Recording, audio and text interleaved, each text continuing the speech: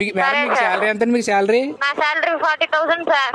కొట్టారు ఛాన్స్. అయితే ఓ పని చేయండి, రాత్రి మ్యాచ్ రీప్లే వేస్తారు కదా. ఇప్పుడు నాదేమో లక్నో, మీదేమో హైదరాబాద్. ఓ 3,000 పందెం కాచారు, ఇంకో 3,000 అలా అక్కడ తిరిగాను. సరే సార్, ఇప్పుడు మీరు పే చేసేయండి, ఇస్తాను మీకు.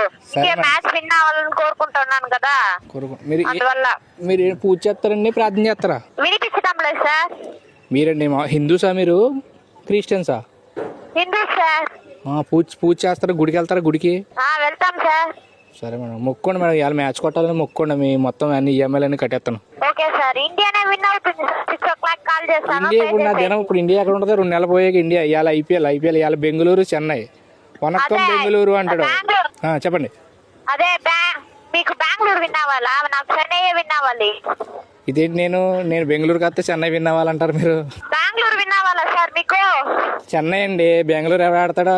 చెన్నై విన్ అవ్వాలి. ధోని తలైవా.